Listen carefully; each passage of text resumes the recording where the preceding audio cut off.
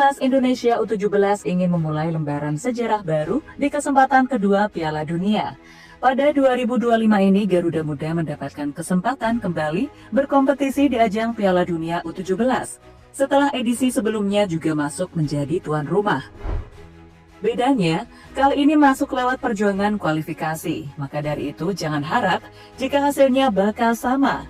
Coach Nova Arianto ingin membuat sesuatu yang berbeda. Begitupun dengan federasi yang memberikan segalanya untuk tim U17 agar berkembang. Mulai dari pendanaan, fasilitas, hingga pelatih pun dapat support. Di mana saat ini Coach Nova dapat pendampingan pelatih baru, Simon Tahamata. Juga kedatangan pemain diaspora jelang berlangsungnya laga uji coba di Piala Kemerdekaan. Turnamen yang mungkin bisa dibilang turnamen mini, akan tetapi hal ini tetap menjadi simbol keseriusan dan membuat rival di babak grup Piala Dunia kepo. Namun gak cuma rival Pildun, tetangga pun ingin ikut-ikutan menjiplak visi misi Garuda Muda. So inilah berbagai terobosan yang terus disuguhkan PSSI dan tim kepelatihan untuk Timnas U17 yang bahkan membuat rival penasaran.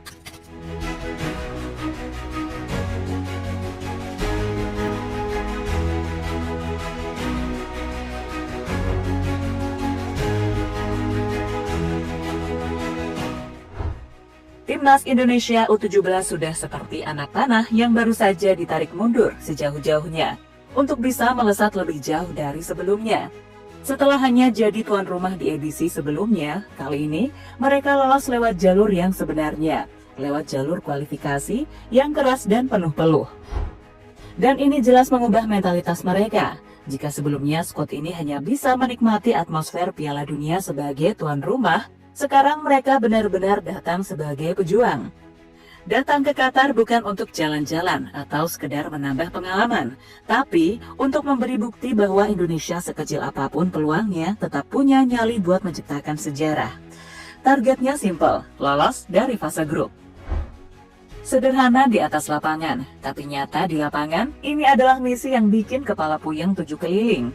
Karena kita semua tahu siapa yang menanti mereka di grup H. Ada Brasil yang prestasinya tak usah dipertanyakan. Ada Honduras yang lincah dan disiplin. Dan ada Zambia yang terkenal dengan kekuatan fisik dan serangan langsungnya yang ganas. Nova Arianto tahu benar bahwa ini bukan grup sembarangan. Maka dia pun tak ingin persiapan dilakukan asal-asalan. Tidak bisa hanya dengan semangat dan yel-yel nasionalisme, butuh perhitungan matang, butuh talenta murni, dan tentu saja butuh kekuatan baru dari luar negeri. Ya, kita bicara tentang para diaspora, bukan sembarang diaspora, tapi mereka yang tumbuh dalam atmosfer sepak bola Eropa, yang profesional dan kompetitif, tapi punya darah Indonesia yang membara. Mereka yang sudah terbiasa dengan latihan intensitas tinggi, diet ketat, dan persaingan keras sejak usia dini, dan kini mereka hadir satu persatu di TC Bali. Dari Matthew Baker, yang akhirnya diizinkan klubnya setelah debut di tim senior Melbourne City, hingga sederet nama lain seperti Timothy Baker, adiknya sendiri, serta para pemain diaspora baru yang masih diseleksi ketat oleh tim pelatih. Selain Baker dan nama-nama lama, ada 9 nama diaspora baru yang disebut-sebut sudah ikut berlatih dan menyatu dalam sesi-sesi teknikal.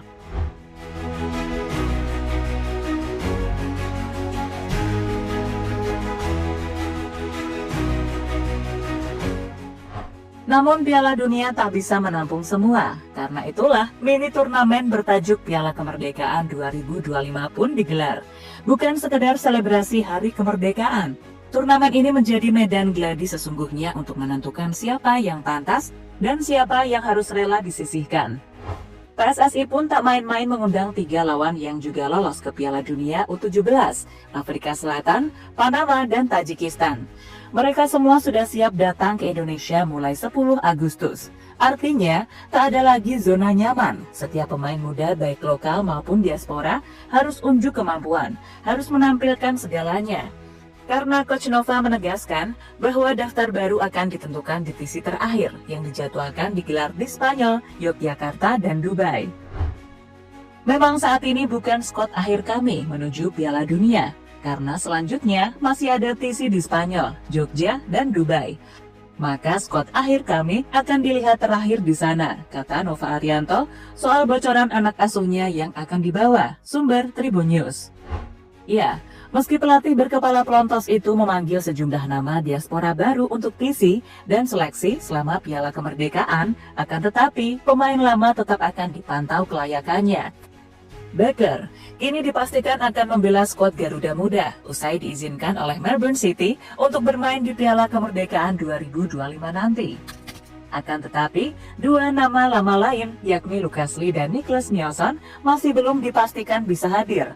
Mereka sudah sama-sama pernah menjadi anak asuh Coach Nova, namun hingga kini belum hadir untuk gabung TC karena terkendala izin sekolah.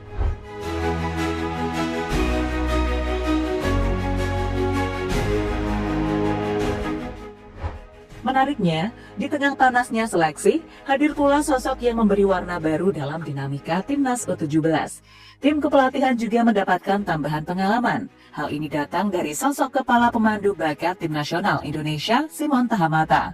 Ia memang ditugaskan PSSI untuk selalu ada untuk Timnas Indonesia di berbagai kelompok umur.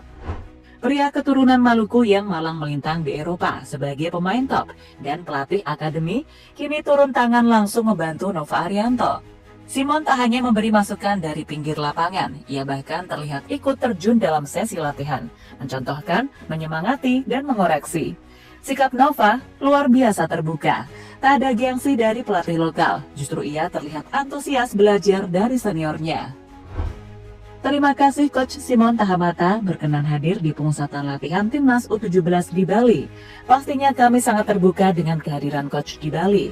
Dan pada akhirnya, kami membutuhkan masukan dari Coach Simon agar Timnas U17 bisa lebih berkembang dan bisa lebih siap untuk menghadapi event World Cup U17, ujar Nova Arianto. Di titik ini, kita bisa bilang, kombinasi pelatih muda penuh semangat, dibantu mentor berpengalaman, plus dukungan penuh dari federasi, adalah sinyal bahwa Indonesia tak hanya ingin jadi penggembira di Qatar.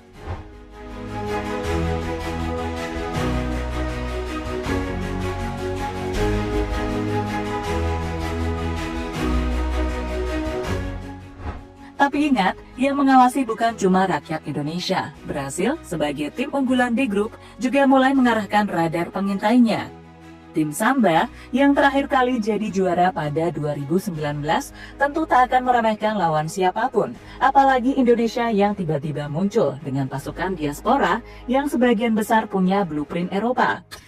Brasil tahu, dalam sepak bola modern, kejutan bisa datang dari mana saja, bahkan dari negara yang mereka anggap kecil. Maka dari itu, gerak-gerik Indonesia sekarang mulai diamati. Siapa saja yang akan dimainkan? Apakah Matthew Becker akan jadi kapten lini tengah? Bagaimana peran Timothy Becker? Apakah ada bocah berdarah Jerman, Belanda, atau Belgia yang menyelinap di sisi sayap? Dan di tengah strategi rahasia itu, tak sedikit netizen Brazil mulai menyuarakan keheranan mereka. Kenapa Indonesia tiba-tiba punya banyak pemain dari Eropa? Ini bukan rahasia. Sepak bola Indonesia tengah membuka jendela besarnya, mencari darah-darah segar dari diaspora. Mereka yang selama ini hanya jadi bagian kecil dari tanah kelahiran orang tua mereka, kini pun pulang membawa mimpi besar.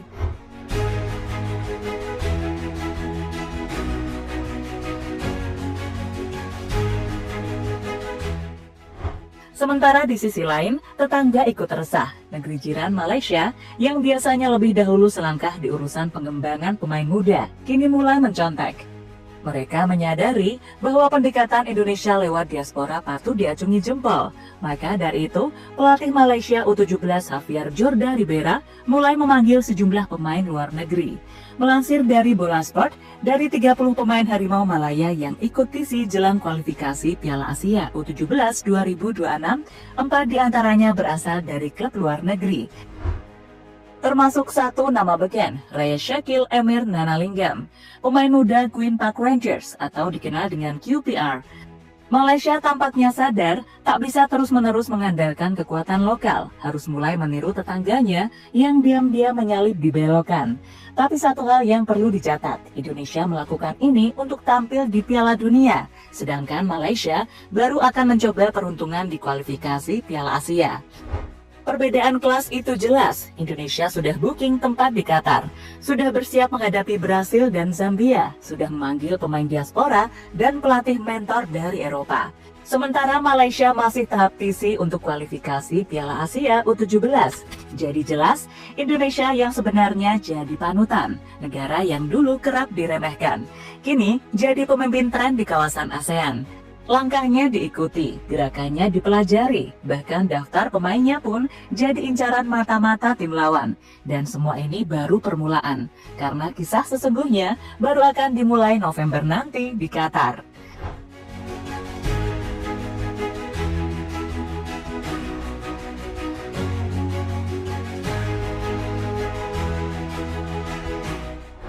Pada intinya, apa yang sedang dilakukan Timnas Indonesia U17 bukan sekedar persiapan teknis menuju Piala Dunia. Ini adalah sebuah pernyataan bahwa Indonesia tak lagi puas menjadi pelengkap cerita. Kini mereka ingin menulis kisahnya sendiri dengan tinta emas di panggung tertinggi kelompok usia. Dengan kombinasi pelatih muda dan mentor berkelas, sentuhan diaspora dari Eropa, serta dukungan penuh federasi, Timnas U17 sedang menapaki jalur yang belum pernah benar-benar kita lalui. Jalur yang serius, modern, dan progresif. Brasil boleh saja tetap jadi unggulan, Zambia dan Honduras mungkin lebih siap secara tradisi. Tapi Indonesia tidak datang untuk menyerah. Mereka datang untuk mencoba membalikan peta. Dan jika langkah ini konsisten dijaga, bukan tak mungkin apa yang dimulai dari TC Bali dan Piala Kemerdekaan ini akan menjadi pondasi lahirnya generasi emas Indonesia berikutnya. Karena sejarah itu tidak datang sendiri, ia dibentuk oleh keberanian mengambil keputusan. Dan hari ini, Garuda Muda sedang menunjukkan keberanian itu di depan mata dunia.